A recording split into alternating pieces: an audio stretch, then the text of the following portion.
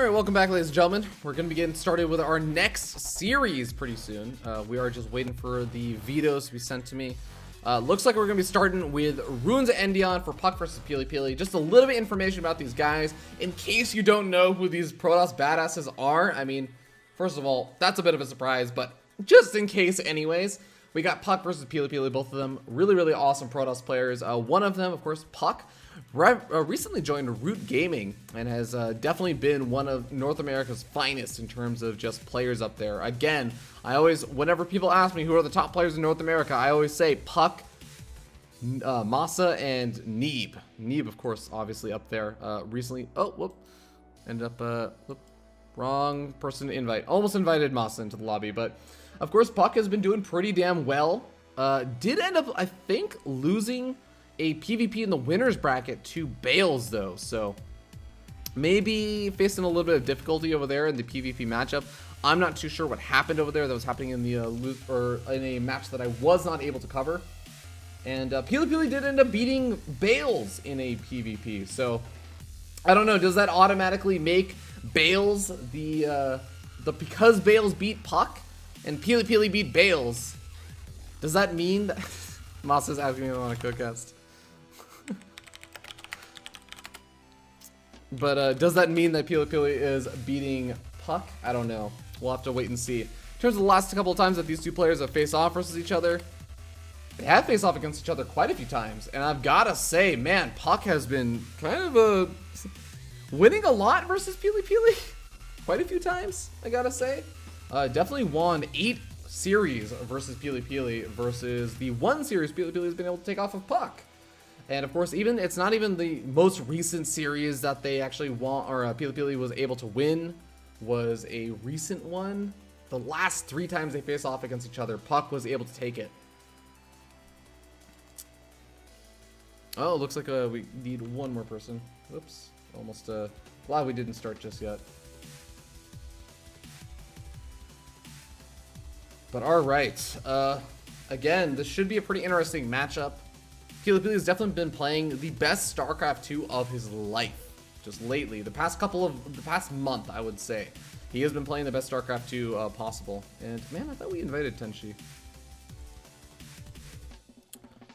But we will be waiting to see, I guess, how things end up going in this matchup, just because puCK is still very heavily favored coming into this. He is still favored, despite the fact that didn't really have maybe the best PvP day yesterday versus Bales, as he ended up losing 1-3 in the first round of these winners bracket. He still was able to come back, won a PvT versus Poke Bunny, won a PvZ versus Jon Snow, won another PvT versus Semper, but he's coming back to that PvP matchup that he's got to prove himself in. Still waiting for the invite to go through to Tenshi. As soon as he gets the invite, we can start. I've invited him. Okay. Ready when puCK is. Alright, so as soon as puCK gives a go ahead, we can get started.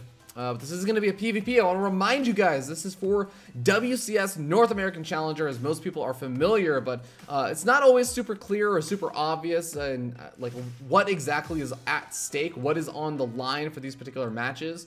Of course, Neeb walked away with first place, getting $1,600 as well as a seed into the WCS Summer Circuit Championship. Of course, Hydra going to be sitting in the qualifier match and has already earned himself at least $800 for third place. Of course, if he ends up winning, or whoever ends up qualifying in the second spot that's available through this tournament is going to be able to get $1,200 as well as that WCS Summer Championship spot. Third and fourth place do end up getting $800 each. We got $600 available for fifth and sixth place, which I do believe would end up going to the loser of this series. So, all right, hello,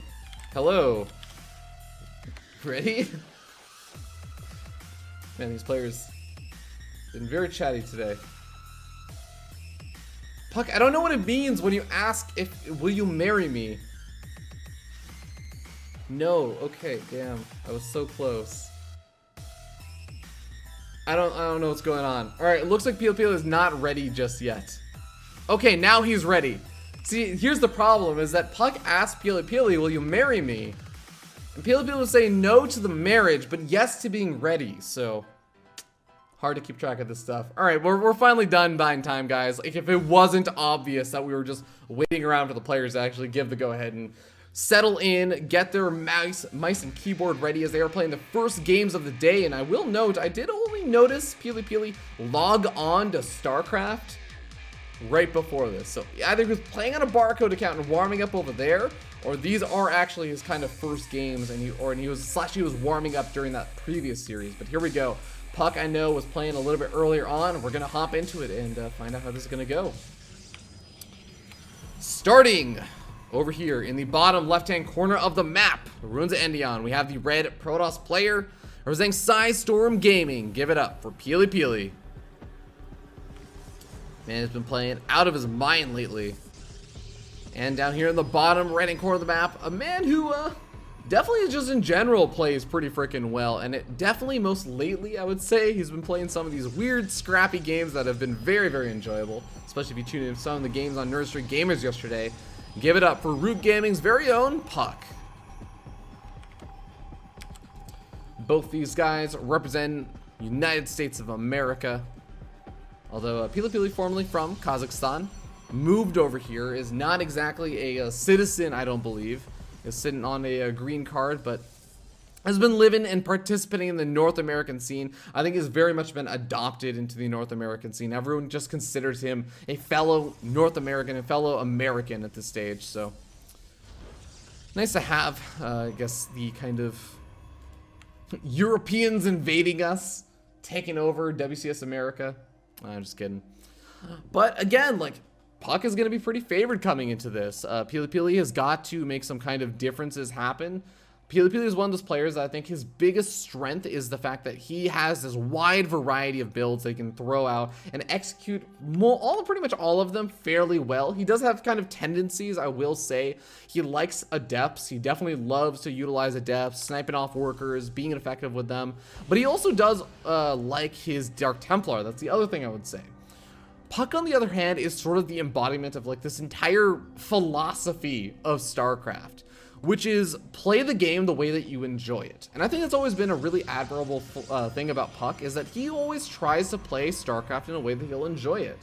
And sometimes that does mean he doesn't go for what's necessarily in the meta. He'll go for things that, you know, he just tends to like play stylistically a little bit more. He'll go for the Blink Stalker plays because he really likes the micro. He'll go for disruptor drops. He'll go for things that he tends to feel like he does a little bit better. And sometimes that kind of does come back to bite him in the butt. But oftentimes he just plays that much better than his opponents, and it works out really, really well. Mudgecore is going to come out over here for PiLiPiLi to try and get a scout out. Both these players did open up with the double stalker, and it looks like puCK stalkers are going to be on an all-out retreat to deal with this Mudgecore. Mudgecore is going to need to throw out that recall almost immediately, and does scout out, and not a whole lot over here. Sees that there's a chrono boost coming down on the cybernetics core, sees that there's 2 gateways, and sees that there's 4 stalkers. 4 stalkers, maybe a little bit of a reveal to say, hey, there's a good chance there's going to be like a Twilight Council coming down pretty soon.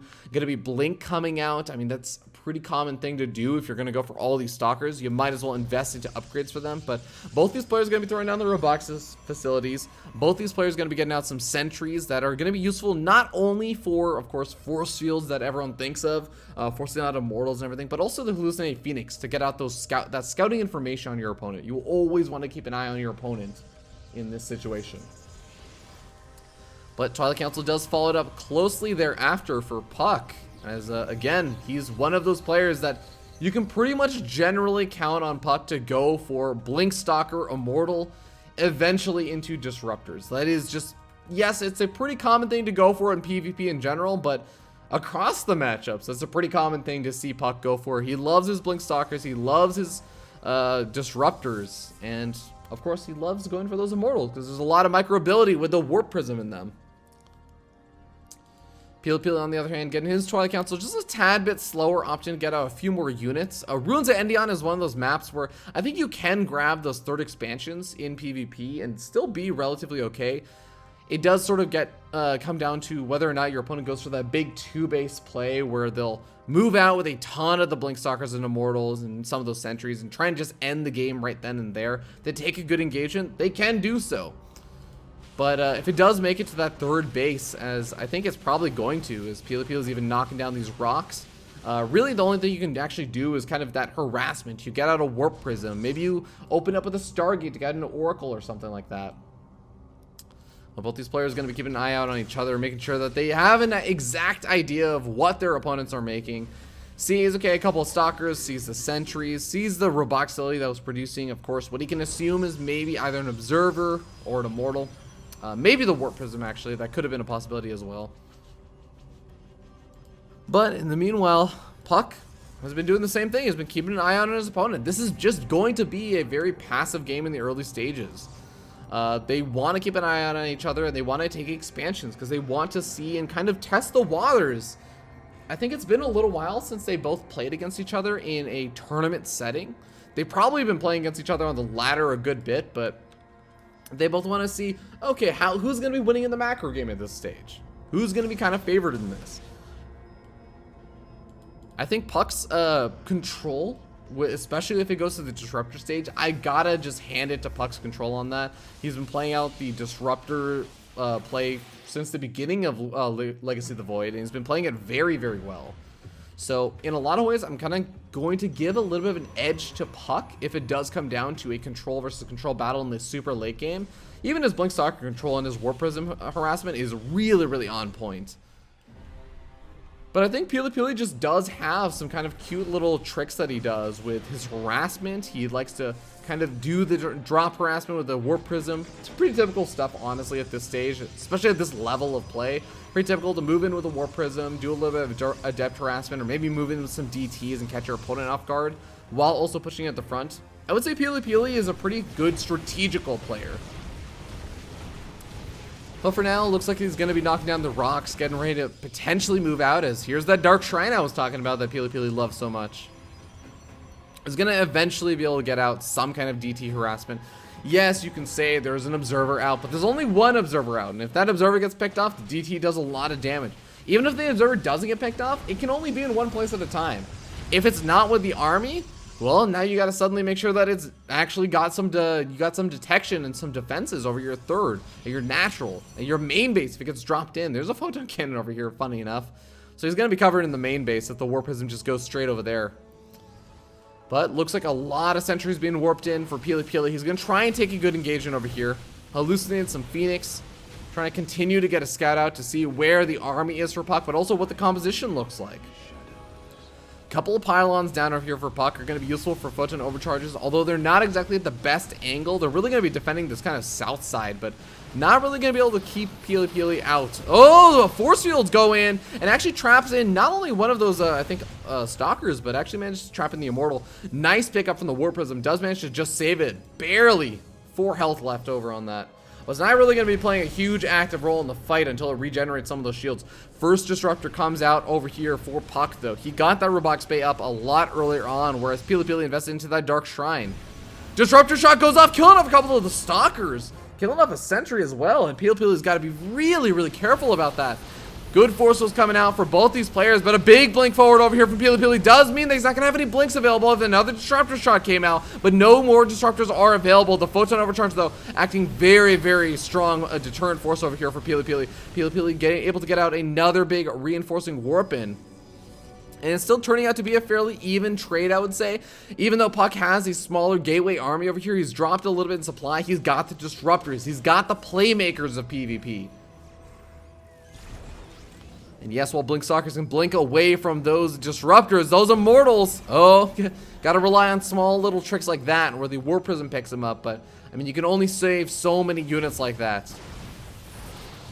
Here we go, though. One of those Disruptors already on cooldown. The other Disruptor about to come off of cooldown. Mother Core does go down. Disruptor shot goes off, and PiLiPiLi does not blink his Stalkers back in time. Ends up taking some pretty substantial losses. Immortals also taking some pretty substantial losses in terms of health, and he is starting to lose quite a few of them. puCK seems like he's going to be able to push PiLiPiLi back and keeps those Disruptors alive on the backside. PiLiPiLi comes in with some reinforcing stalkers, but I mean, so does puCK, and there is the big disruptor shot. PiLiPiLi already used his blink. He cannot escape. He does end up taking some pretty significant losses, and isn't able to do a whole lot of damage in the third expansion either. Dark Templar not able to get a whole lot of damage done regardless. That Observer able to do a lot of, I guess, deterring factors against the harassment. PiLiPiLi doing what I think maybe would have made sense a little while ago. I don't know if it's still going to work out super well. Moves in with the Warp Prism, going to warp in a couple of these DTs as well, or one DT as well as some of those Adepts, while he pushes in at the front, at the top side of that third expansion. Pulls the army in over here. Even the Photon Overcharge has been thrown down over the third. So you might be able to get some really nice damage done here. Adepts gotta unload, as well as that one DT could focus fire down the robot facility, I guess cutting down that Disruptor production. Disruptor can actually deal with the DT though, and that is gonna be a slightly frustrating prospect, but looks like Adept plus the DT do just end up backing out. And PiLiPiLi, he's not behind in supply, but I really will say he's behind very far in tech. That is the biggest thing.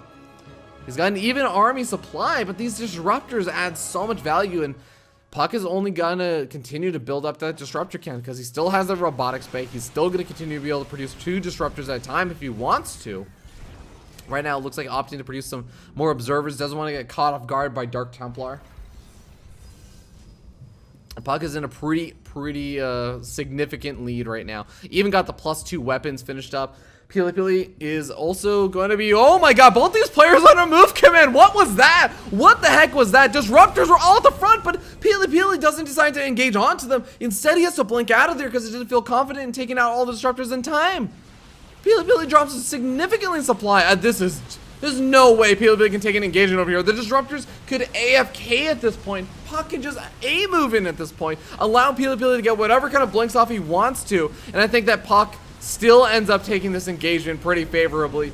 Looks like the War Prism still gonna go uncontested over here. PiLiPiLi backed up into a corner, has no more room to retreat. He ends up losing 22 workers and the game. GG. puCK takes the game in and almost potentially ends up throwing it with a regular move command from both players at the exact same time. How often do you see that? Oh man. Well, I was saying puCK is favored in this series, and especially as it moves into the late game, those disruptor hits are going to be pretty freaking scary. PiLiPiLi does a pretty good job of, I guess, like dealing with it for the most part, but eventually it just does catch up with you. All right, what was the map for game number 2? Looks like Frost is going to be the map. Let's look at that game made. But I guess we will hop to a short little commercial break while we get this series next game and game number 2 started. So we'll see you guys in just a little bit with game number 2. Alright, ladies and gentlemen, here we are in game number 2, and we are going to be spawning down here in the bottom left-hand corner of the map, top of the red Protoss player from Root Gaming. Give it up for puCK, sitting up 1-0. And his opponent spawned down here in the bottom right-hand corner of the map, the teal Protoss player from Storm Gaming. Give it up for PiLiPiLi. In that last game, puCK definitely going for the faster disruptor tech up. PiLiPiLi really wasn't able to capitalize, I think, on the big timing where you want to try and actually make that damage happen, which is right when the destructors are either starting to come out, or potentially when the disruptor count is still low enough that you can kind of blink away. PiLiPiLi tried to go for the big push out, but really wasn't able to make the big good trades happen. He traded okay, but the disruptors stayed alive, and that was a really big problem for him. So puCK was able to, I think, capitalize on that and able to take it to the later stages of the game where that disruptor count was just a little bit too much for PiLiPiLi to deal with. We'll see how this game is going to go. Looks like PiLiPiLi getting the nice trade in the early stages as the kind of, what is that called? The sight blockers over there by the Zelnaga Watchtower, giving PiLiPiLi a slight edge, getting a bit of stalker damage done on puCK's army. So puCK is going to be forced to back up and be on a bit of a retreat. That does give PiLiPiLi that Zelnaga Watchtower vision. Not that it really is going to play a huge impact, I would say. It's just kind of the small little moral victories that you have of, yeah, I out-microed you, or I kind of got the better end of that sort of individual trade in the early game. I get a little bit of that extra map control. It's the psychological advantage, if you will. But we do have robotic facility coming down over here for PiLiPiLi. So he is going to be trying to play this out pretty similarly to the last game, it seems like. Going up to pretty fast robo. I wouldn't be, again, surprised, to see puCK do exactly the same thing. Very, very mild deviations between these players, if any, actually, right now. We do have a couple extra gateways being added on earlier on for PiLiPiLi. So normally, I think PiLiPiLi in the last game try to get a couple more units and then opted to go for a Twilight Council. This game adding on those gateways a tad bit earlier. So his Twilight Council tech, like a blink or something like that, is going to be a bit further delayed in this game compared to puCK, who is going for the faster Twilight Council, but he's going to have more gateway units earlier on, and we'll see if he does anything with that. There is a potential to make something happen with that, and there are some cool Protoss builds where you can get aggressive with a Warp Prism. You make a Warp Prism, you get a couple of gateway units, and yeah, you don't really have blink research as early as your opponent does, but that Warp Prism with some good micro, it's a little bit harder to make work, but if you're really on point, you can make the blinks work with just gateway units. You can basically give your stalkers and your sentries blink with the Warp Prism and the 6-range pickup. puCK gonna be moving in with a hallucinated Oracle Scout just to try and maybe take the small little chance that he can scare PiLiPiLi, but PiLiPiLi's already seen Twilight Council and a Robo. I really doubt that he's gonna actually react to this Oracle coming in. As, yeah, he just doesn't give a damn at all and doesn't react at all because he says, you know what? I know it's fake. I know it's not a real Oracle. PiLiPiLi going for a little bit of a move out, and ooh, we got a proxy gateway coming out, and this is going to be really interesting because the thing that about the proxy gateway is that it allows the Warp Prism to get in a more aggressive position, do those kind of blink backs and everything, but if the Warp Prism goes down, it doesn't necessarily mean the end of the push, which oftentimes does end up happening for a lot of Protoss players. Sentries do get force fielded in, and oh my god, all these sentries are going to end up dying. 2 of the sentries, it looks like, do get saved at the absolute last second. And PiLiPiLi going to try and get some nice force fields down. He is going to end up taking quite a few losses over here. I mean, he segments off maybe a little bit too much, and I think that puCK has a really, really good hold over here. A couple of adepts are going to be slow warped in as the warp gate is not quite finished up. It is still morphing into that warp gate. PiLiPiLi is still going to have some nice production as he still has 5 warp gates to just 2 right now. 2 more going to be finishing up very, very soon over here for puCK. PiLiPiLi moving back some of those adepts are on the wrong side of those force fields, but I mean, these force fields have been working out so well for puCK in this game so far. PiLiPiLi having to go this long retreat path around the corner, and now there's going to be a pylon finished up over by this ramp, and I mean, there's 2 pylons finished up over here. That means that there's going to be a very, very easy photon overcharge location if there's another push up through the center. Adepts do try and shade their way into the main base, or shade their way into the natural wall. They move into the main base, try and get some damage done. Are going to be able to get at least a couple of worker kills, but not a whole lot. And PiLiPiLi need to get more damage done, I think, with this than he has so far. Because, again, his tech is going to be delayed. Not having that Twilight Council done does kind of suck. Well, the pylons get focused fire down very, very quickly, and that production for PiLiPiLi is definitely adding up quite a bit. Big blink forward from puCK, does try to snap out that Warp Prism, but doesn't end up getting it. That Warp Prism is going to regenerate the shields, and he loses a lot of stalkers in the meanwhile. Time Warp goes down, but puCK does not have enough units to actually pounce on it. More units coming in, another Immortal coming in over here for PiLiPiLi. I think that PiLiPiLi has finally broken on through. He's done enough damage, he's killing off the workers, and if he can kill off that Mothership Core, he can halt a couple of the Photon Overcharge will come down a little bit later on, but looks like he is going to back off, salvaging that 1 Immortal. Does end up losing the Warp Prism, but I mean, this is where that Proxy Gateway comes in handy. He has the reinforcing pylon. He can utilize that until his next Warp Prism gets over here. Now, he's not going to have Blink research, and he's still not going to, by not having Blink research, he was sort of relying on that Warp Prism micro. Now, puCK has both Blink and the Warp Prism to micro around those Immortals. Even has the high ground that PiLiPiLi doesn't have an answer to because that Observer is over here, so he's been busy making Immortals, he's been busy making his own Warp Prism. Got to be a little bit careful about this now. And I'm not sure if PiLiPiLi can make a whole lot more happen over here, but he's engaging, and these Immortals on the high ground are just doing so much. The Shades do finally get up over there, but I mean, these Adepts are sitting up on the high ground, not really doing a whole lot, killing off workers, I guess, as they come through. Does PiLiPiLi have enough? The Warp Prism comes in over here. That additional micro is going to add in quite a bit. The Immortals are dropping on top of the other Immortals, and I think that's going to be a big micro battle, but it looks like PiLiPiLi still comes out ahead. More workers starting to fall, and I think PiLiPiLi, he might have just done enough to break through over here. More Adepts coming on in. GG gets called. puCK taps out, and PiLiPiLi takes game number 2, tying up the series 1-1. Showing that this is going to be an even fight. All right, and we end up seeing PiLiPiLi getting aggressive in game number 2, and it ends up working out quite well for him. Definitely a very back and forth fight. Different kind of tool sets at the beginning of the fight, but as the fight went on, they both started to have more and similar tool sets. The only difference being that the production, I think, for PiLiPiLi really did give him a big edge in the early game. Yeah, his blink wasn't really there, so couldn't do the same sort of level of micro. He didn't have photon overcharges, obviously, because he's the one being aggressive against a defensive Protoss player. But still, he finds the advantages he needs, and he is able to take the game with it. All right, Frozen Temple going to be the next map as we get ready to hop into it. Again, the winner of this is going to go on to face off versus Masa in a best of 5 in the losers semifinals. I'm gonna toss out an invite to PiLiPiLi, toss out an invite to puCK.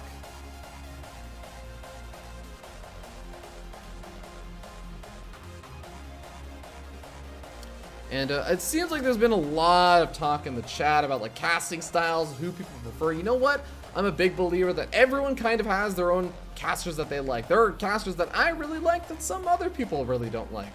And that's totally fine. And you know what? You also have every single like whatever right to express that. Just be careful about how you express it, because if you express it and you come off as a bit of a dick, there's a good chance you're potentially going to get banned in the chat. But it looks like the players are ready. We're going to be hopping into it. And you know what? I'm actually going to solve a lot of problems. If you hate my commentary, don't say it in the chat. Mods, I give you full permission to do whatever you want in the chat. To anyone who says, really negative things, if you really want to express it, just direct message it to me on Twitch. I promise you I'll spend a little bit of time later today making myself feel terrible by reading through that. But don't ruin everyone else's experience in the chat. That's all I'm saying. So, ladies and gentlemen, here we go. We're hopping on to Frozen Temple. We'll see you guys there. All right, ladies and gentlemen, here we go in game number 3. And we are going to be starting up here in the top left-hand corner of the map. Atop the red Protoss player from Storm Gaming was able to take that last game and tie it up 1-1. Give it up for PiLiPiLi. And his opponent in the bottom right-hand corner of the map, the blue Protoss player from Root Gaming. Still won that first game with the late-game disruptor play. Ended up losing the last game in the kind of the more mid-game stages against the aggression. We'll see what kind of game he tries to play it out this time. Give it up for puCK. And I really do think that is the best way I can kind of summarize it and what my thoughts are on this particular matchup. PiLiPiLi, the longer this game goes on, the harder it's going to be for PiLiPiLi to really contend with puCK's really solid disruptor gameplay in the late game. But in the mid game, I think that PiLiPiLi actually has a pretty solid edge where he has this kind of versatility that you don't see as much out of puCK. puCK is all about having one sort of style, occasionally mixing in some other things, and doing slight rearrangements, not major rearrangements, just slight rearrangements, and trying to make that work really, really well. PiLiPiLi is about having a nice versatility and doing a lot of things relatively well. Not exactly like a subpar, like average. He still does things above average, but he doesn't really, I would say, specialize heavily in one particular play style. All right, but we do have the Stalkers coming on out, and I feel like the late game of PvP, it really does kind of funnel down to the same sort of style in general in the late game. But in the mid game, there's a decent number of possibilities. I've even seen Charge Lot Archon can be a big thing in PvP in the mid game. There are, of course, the Blink Stalker disruptor play. You can go into the Immortals and just stick around on that like PiLiPiLi did in that game number 1 on Runes of Endion a little bit longer. There's a lot of different ways you can actually go about doing it. And PiLiPiLi, I think, has the versatility to try a lot of the different things, find what works, and just try to continue to execute that. Try and take advantage of the things that do work. For now, though, it looks like puCK is just going to be going for a faster blink play, delaying that roboxility a little bit longer than he did in some of the previous games. Interested to see if puCK is going to try and mix it up a tad, especially with the proxy pylon coming down over here. puCK may be getting a little bit more aggressive this game, saying, you know what, Fear Dragon? Keep talking about my late game play, but look, I am actually also known not just for disruptor play. I'm known for my Blink Stalker control. I'm known for my awesome blink harassment. And that is definitely something he has built up a name for himself over the years for. And I'm very interested to see how this is going to go. PiLiPiLi, on the other hand, does have a robotics ability coming out once again. So PiLiPiLi is the one that's kind of sticking to his guns on this kind of faster robo play. And he's going to be the one that's going to be relying on those immortals popping on out. There's going to be a warp prism eventually coming out for puCK, most likely. Maybe an observer or something, but most likely going to be for the warp prism so they can get those faster warp ins a little bit closer. As well as that high ground vision and blink up to the main base. Blink is getting pretty close to finishing, and oh, we got a lot of sentries around over here for PiLiPiLi. And sentries, not necessarily always the best thing versus Blink Stalkers. You can throw down force fields, you can trap in units and stalkers that maybe have already used their blink. You can at least force units back and buy yourself time. But Blink Stalkers do just blink over the force fields. They oftentimes can ignore them. Sometimes Guardian Shield may even end up being a better solution for PiLiPiLi to utilize his energy on. Photon Overcharge going down, and PiLiPiLi is just trying to buy himself time for that first immortal to pop out, because once that first immortal pops out, that's where things start looking a little bit different. I like the Hallucinating Phoenix going up along the top right hand corner, because that does allow PiLiPiLi an opportunity to get the scout out without letting these stalkers just snipe off that Phoenix. Here we go though. puCK is trying to move on in. PiLiPiLi has the observer with this army, so he can actually continue to follow it, and is going to be able to spot out if puCK gets an observer, if he gets that high ground vision. Where is the potential warp prism that I was expecting, though? We don't actually end up seeing it coming out from puCK, so he's not actually going to get the high ground vision anytime soon. Even the Mother Core sticking around at home. We got more immortals popping out before anything else over here for puCK, so this is actually almost like feigned aggression, where puCK is not even really bothering to do massive amounts of warp-ins or anything. He's got this one pylon, can do slow warp-ins, can walk units across the map, or get out an observer on the other side of the map eventually, but this is not heavily committed aggression. PiLiPiLi, still not really falling too much for it. He's still got that continuous worker production. He's still been able to keep up for the most part with workers. And I would say the big thing over here is that puCK has been able to get up a third expansion, and he's still going to be able to try and go for this blink up in the main base. He is going to be able to find a straight immortal. Photon Overcharge goes down. The immortal gets very, very low, but these stalkers need to salvage their blink to actually blink out of the main base before anything else. So ends up losing one or two of the stalkers. A little unfortunate, but hey, at least softens up one of those immortals for a little bit later on. Uses up a good amount of force field energy as well.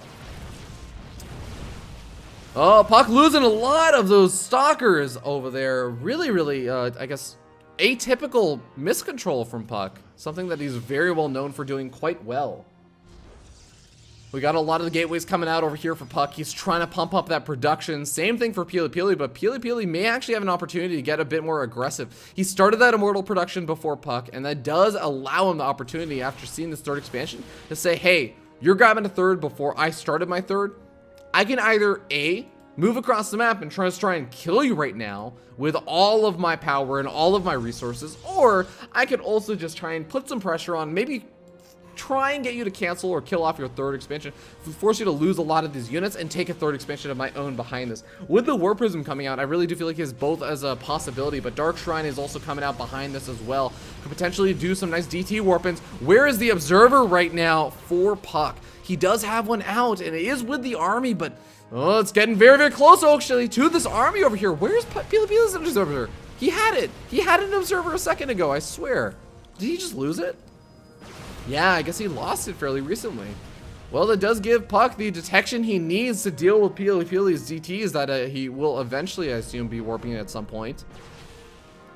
Photon Overcharge goes down on that ramp as PiLiPiLi's not going to be going in at that angle. PiLiPiLi just trying to bait in the units, and oh, big Blink Stalker, blink forward, does trap in a lot of these Immortals, and oh, PiLiPiLi has his own blink on cooldown, so is unable to do a whole lot. Does manage to escape with two of those Immortals using the Warp Prism, but this does get to be a little bit of a dicey situation. I think that PiLiPiLi is still very much favored in terms of his army size, in terms of his capabilities over here with the blink, but I mean, puCK still has 3 Immortals, he still has a Photon Overcharge, and he still has those reinforcing warp-ins.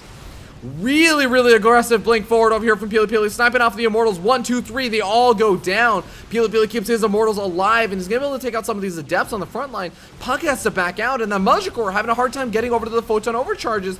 And it looks like with another big forward, the sentries get taken out. PiLiPiLi still has those immortals alive. They are getting focus fire down, but PiLiPiLi pulls them back with the war prism. He's pushing on through. Majority of the units over here for puCK have gone down, and PiLiPiLi keeps alive the power units, those immortals. Looks like some of them may get focus fire down for the high ground, but PiLiPiLi uses the opportunity to blink onto the high ground and take out most of these units. GG gets called. PiLiPiLi takes the lead in this series, 2-1, and is one game away from victory.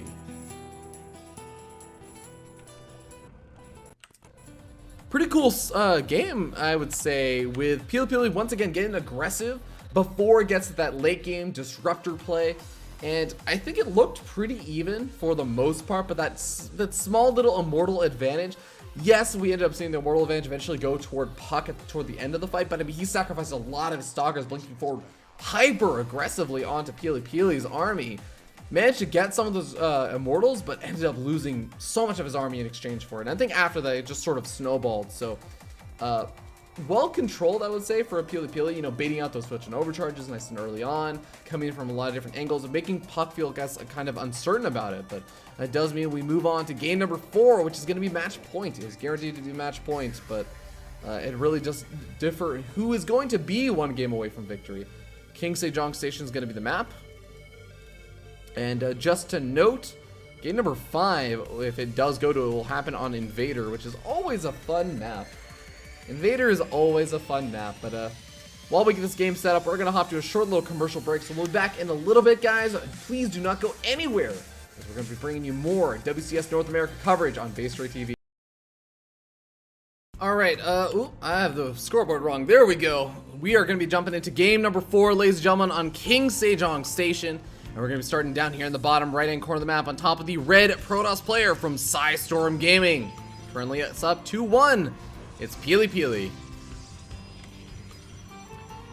And his opponent spun up here on the top left-hand corner of the map, the blue Protoss player from Root Gaming. Give it up for puCK. Alright, and as I very clearly and obviously tab out for a moment, I think Boris was asking me what song was playing. By the way, I guess slight note, because I occasionally get asked this. Don't get asked it too often on BaseTradeTV, but people ask me what songs I'm playing. It's all just a Monster Cat thing. This is like Best of Monster Cat Mix 2011. I just let it play. It's like an hour-long track, and then I just say I don't have to worry about it.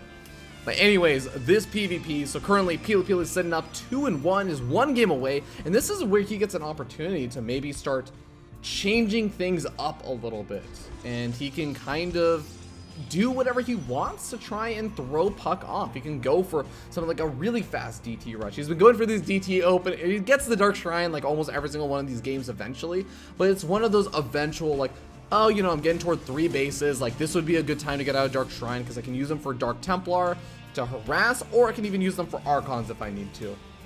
But this is kind of the game. I feel like he can go for something a little bit cheekier. He can go for a Stargate opening if he wants to. He can go for, I mean, maybe he could have even gone for like the double Adept opening and tried to kill off a couple of early workers or something. But looks like once again, these two players against each other, like across the maps. This is something that I usually feel like is a little bit more map dependent, but both of these players have been going for the double Stalker opening almost every single time. Never really opting to go for the Adept openings. And that is something that I've talked with some players about. It seems like it's one of those things where it's like, hey, you go for the Stalkers, you're going to have more that's going to be added into your army later on, because the Stalkers are more likely to survive. The Adepts are there to get scouting and potentially kill units, but oftentimes you just end up losing them to the Stalkers. So they really are there to kind of be the units that just try to get damage done. PiLiPiLi actually stopping in a very interesting spot with these Stalkers. I really do feel like normally you'd want to stop over the high ground so that you can get the first couple of shots off on the your opponent's Stalkers, but looks like both these players are going to just be poking around on the other side. They both see that they're making Stalkers, and they're going to just back up. puCK has a little bit further of a way to back up and is scouting around for any kind of potential proxy shenanigans, as exactly what I was saying before. This is the game that PiLiPiLi can be a little bit cheekier. And he's going to find that there's absolutely nothing out here. There's nothing for him to really be concerned about. Granted, that still might leave him a little bit wary, just because there's going to always be a Stargate or something down over here on this other side. That's a bit harder to get to and scout around for unless you move in with your Mothership Core. But both these players are going to be going into those robo plays, and we do have, once again, very fast Twilight Council coming out from puCK. Almost a robo coming out at the exact same time as the Twilight Council. So PiLiPiLi going for that same style of getting out the Robuxility, waiting a little bit, maybe adding on warping a couple of few more units, getting out a couple more probes, and he is going to actually take a small little worker lead as well, as it seems like maybe puCK getting out that Twilight Council and having to cut 1 or 2 workers, maybe even using his Chrono Boost slightly elsewhere on Warp Gate technology or something along those lines. But regardless, small little advantages. Shouldn't play an enormous impact in the grand scheme of things, but hey, 1 or 2 worker advantages, they do kind of start to play a small little impact in the sense that you have that 1 extra stalker. You can afford that extra stalker. You can afford that extra adept. Or even that extra gateway sometimes. But Warp Prism's going to be coming out fairly early on for PiLiPiLi, and with the Twilight Council following up behind this, I have to wonder, is this a kind of aggressive Warp Prism? Is this going to be one of those Warp Prisms where he tries to make that same sort of attack that he did in the last game work, but this time with an eventual blink play coming out? Or is this just going to be, load up a couple of adepts, maybe get some harassment done, see if I can kill off a couple of workers here and there, and my opponent shouldn't have too many units to actually kill off the Warp Prism. I should not lose the Warp Prism. Hallucinating Phoenix does come in, and also I want to note, walked straight past that Warp Prism. So he's going to know exactly what's going on. He sees the Twilight Council as well that's being chrono boosted. And may be able to assume, just based on how many Stalkers there were, that there's probably Blink coming out. Probably not Resonating Glaives, despite the fact that there is a couple of builds that do exist in PvP where you just get out Resonating Glaives, a lot of Adepts, and try and go ham on your opponent's mineral line. But puCK is going to be able to deal with that fairly easily. Doesn't really end up losing a whole lot. Loses 1 worker at some point in the game. May have been right recently. May have been earlier. 3rd expansions do go down for both these players, though. And here comes that big gateway flood that we're going to be seeing from PiLiPiLi. Both these players seem like it's going to be much more similar game to game number 1, like Runes of Endion, where they just say, hey, guess what? Let's go to the late game. Let's get up a lot of units and small little bits of harassment. Got 2 adepts coming in over here. One of these adepts is going to be able to shade on over to not so much the main base as much as the other side of the natural expansion. Not the most effective shade. But, I mean, Warp Prism gets out of there, maintains all of its hit points, so that's a kind of nice thing for PiLiPiLi. But he's adding on a lot of gateways. This is no longer just kind of couple of gateways being added on. This is going up to a solid 8 gateways being built, 9 gateways being built at once, and that's on top of the 2 we already had. So he's going up to 11 gateways. This really does feel to me PiLiPiLi saying, I'm going to end this on gateway tech. I'm not going to be really going up to disruptors or robotics bay or anything of those along those lines. It's going to be Blink Stalker, Immortal, Sentry. That is the unit composition that PiLiPiLi is going to be focusing in on. puCK is getting into a really weird position over here, though, where he's going to actually be cutting off PiLiPiLi from his 3rd expansion, but PiLiPiLi can also come in with a potential flanking location over here. Maybe even be able to snipe off this Warp Prism, depending on where exactly puCK's army is and where he decides to siege things up. This is turning into a really awkward base trade, but I will note the difference in this base trade is that PiLiPiLi has 7 Warp Gates, soon to be 11 Warp Gates worth of production, and puCK only has 4. That's a really big difference. Now here we go, really smart decision from puCK, going straight into the production line, already depowering a couple of these Warp Gates, and both of these players are going to be losing a lot very quickly. Futson Overcharge is going to be buying some time over here for puCK, and that is going to be so important, because again, PiLiPiLi losing the production. Yeah, he could have all the production, but he loses all of his pylons. He can't actually warp in very much right now. He's got, what, 3 active gateways for how long? At the same time, PiLiPiLi trying to kill off the units as they pop out. But this Immortal also doing a lot of work. I really do feel like puCK is getting some better trades over here. And look at this. PiLiPiLi's army just doesn't look as scary. Even the probes are starting to threaten a lot of PiLiPiLi's army. A couple of reinforcing Warpins coming in. At the same time, puCK's army is going completely unopposed. I think that puCK is taking a massive edge in this kind of base trade situation. And PiLiPiLi does have still a little bit of mining going on over at that 3rd expansion. That is what I would call his edge in this game. The workers have pretty much dwindled down to just 8 right now, whereas PiLiPiLi still has these units over here. He has a couple of units that have been warped in. If he was able to reproduce a Mothership Core, I mean, he has a cybernetics core, but I guess he doesn't have the gas because he doesn't have any gas geysers over here. He maybe just wants to try and warp in as many zealots as he can. He does have one single gateway available. He's pulling back his units. He's getting ready for the defense. He knows that he has to pull his workers away. He has enough worker or minerals to actually warp in another nexus, but here we go. Here comes in the engagement. Workers being pulled. He's losing almost every single one. He needs to make sure he keeps at least 1 or 2 alive. I mean, he still has the nexus, but he doesn't want to use it. War Prison gets sniped off. It had 1 or 2 units involved inside of it, and I think that puCK just has way too much. GG gets called. He wins the base trade with really smart snap decision making at the very beginning of that. And that is the thing about puCK is puCK is a player that gets into so many, you just watch puCK and you'll just be like, he wins a lot. Yes, and he's a great player, but he gets into so many weird situations so often. He gets in these base trades and like awkward movements where it's like, oh, well, I guess my opponent's at my base and I'm at theirs. Like, I guess this is happening now. He gets in that spot so often. And I really do feel like the weirder the game gets, oftentimes, the more it ends up favoring puCK because he's got so much experience with it. He's got that snap decision making. He says, cool, immediately, just forget about the economy, whatever, like, kill the production. If I kill the production, I'm going to have a bigger army. We're both going to be losing most of our workers. Like, that's just going to happen. And it ends up working out. That single decision allowed him to get in more of those reinforcing warpins. It allowed him to get out another immortal and everything, where his opponent, PiLiPiLi, couldn't actually get out any of those extra units. And because of that, PiLiPiLi ends up losing the big quote-unquote engagement, and also loses a couple of other things. But alright, we got game number 5 coming up. It's going to be the ace match. Winner moves on to face off versus Masa in a PvT. And of course, the winner of that series versus Masa ends up facing off in the qualifying match versus Hydra. So we still got a couple of games left over to go through. Very interested to see where this is going to go now. As players are ready, I think. PiLiPiLi is ready. So as puCK gives the go-ahead, we can hop into it. Invader, the map for our ace match.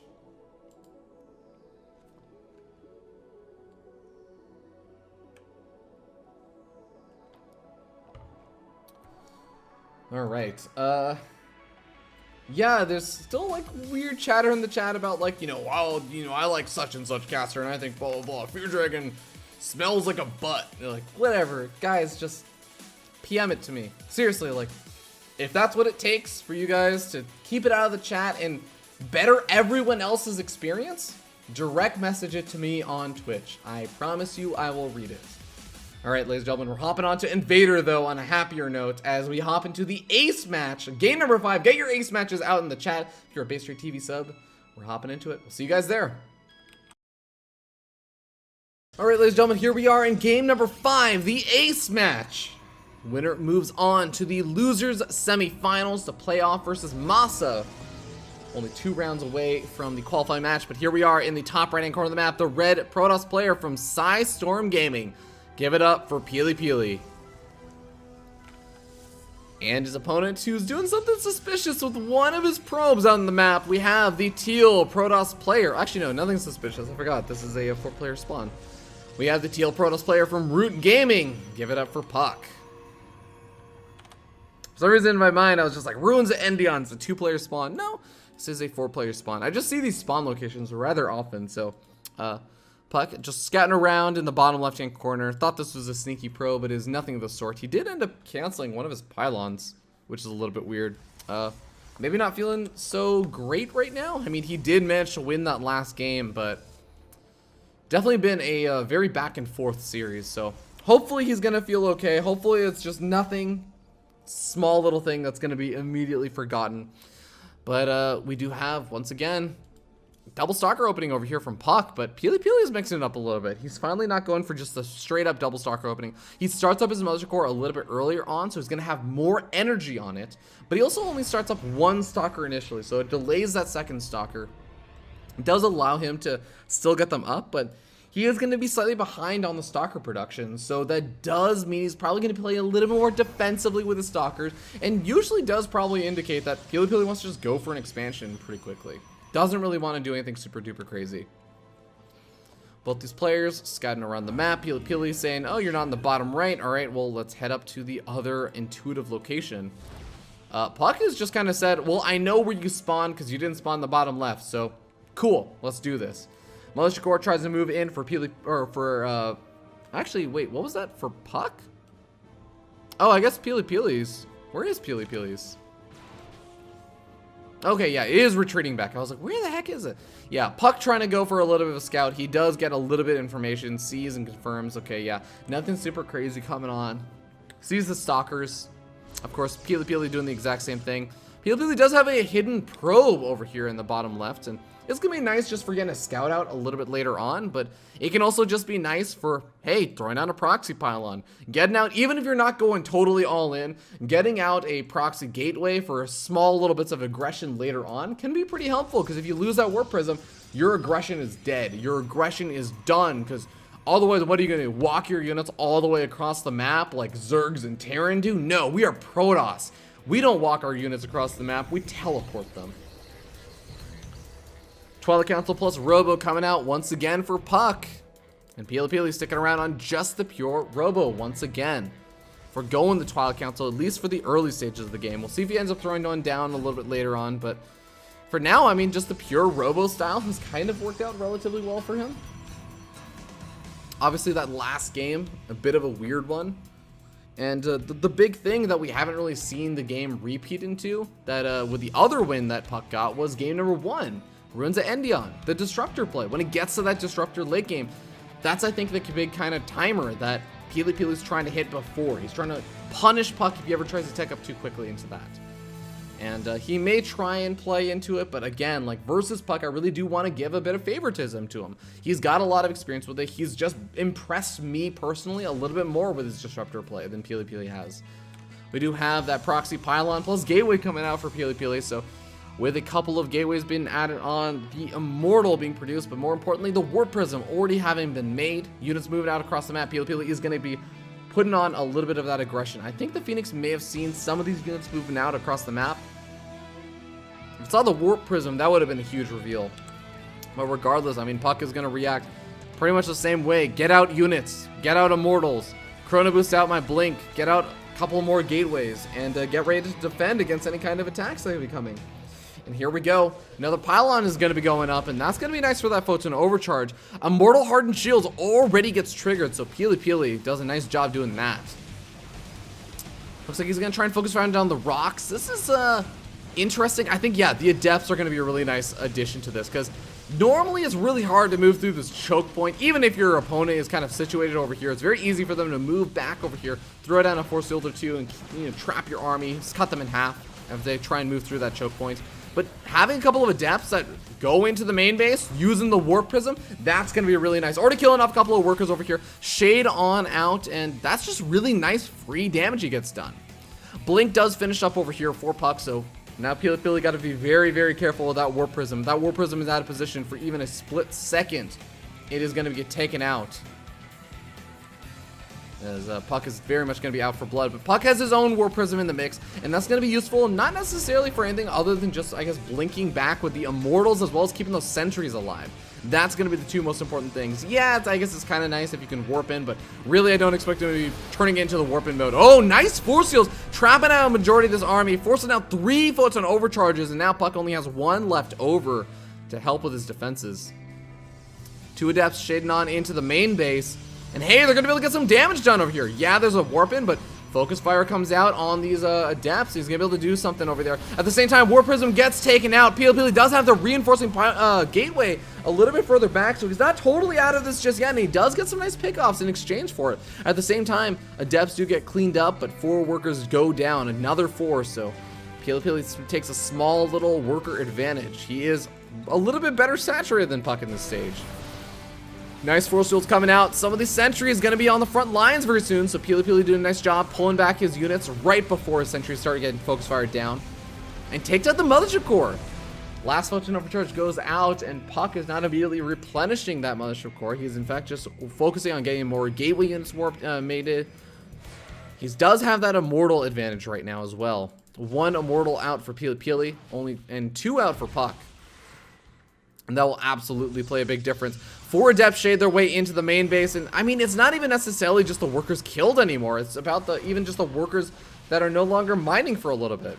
PiLiPiLi shades on out with 3 of the workers, kills off 4, and it works out pretty damn well for him. He's got another Immortal making a slow crawl across the map. Got another Warp Prism making his way across the map.